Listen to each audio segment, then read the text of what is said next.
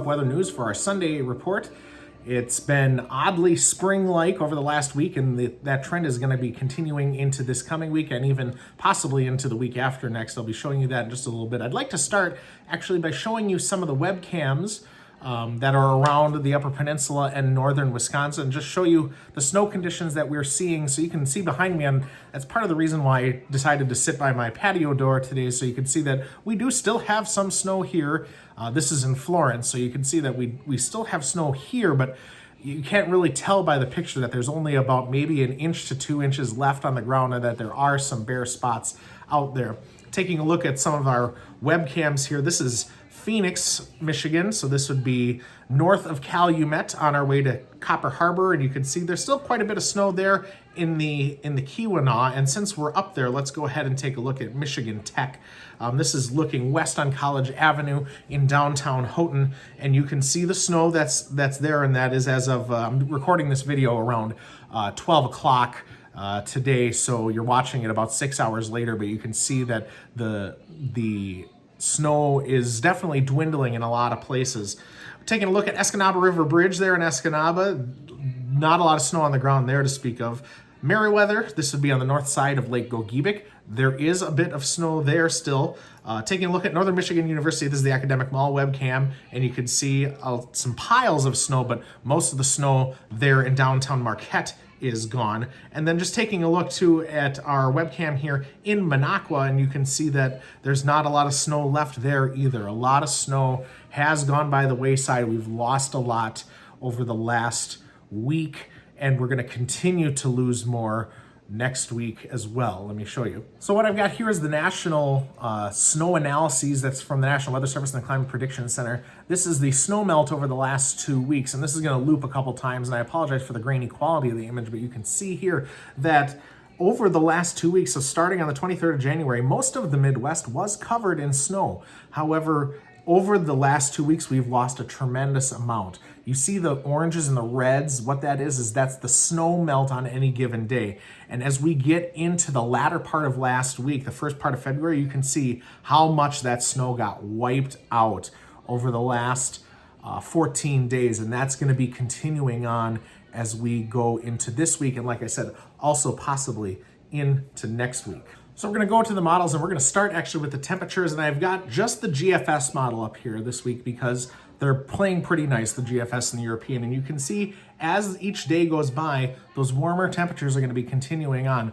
Wednesday and Thursday really look to be, or I should say Wednesday, Thursday, and Friday really look to be our warm days this week. As you're looking here, Thursday, it's a possibility that we may be pushing 50 degrees both on Thursday and Friday. But then I want you to notice that there's going to be a push of cold air coming in, and that's associated with a cold front, and I'm going to show you what's coming with that. It's going to be mostly rain, but there is a possibility of a little bit of snow on the backside. So we're going to start with the GFS model, and again, you're looking here, mostly quiet to start the week. In fact, the first couple days of this week are going to be mostly sunny and quite nice. But as we get into Wednesday and Thursday, you're going to notice that there's going to be some light rain coming in. It's going to be on and off. It's not going to be raining all the time.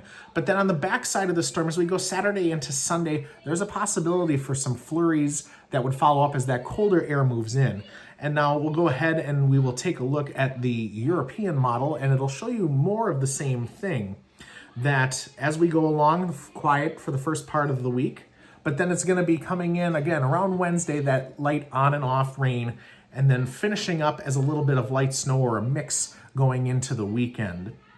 Nothing too substantial, whether it's snow or rain, on and off just for those handful of days. I want to give you a larger view because you might have noticed on both of those models that there was something coming in at the tail end of that. But I want you to notice that with the GFS and with the European model, that these both put the storm that looks like it might be coming into our area south of us.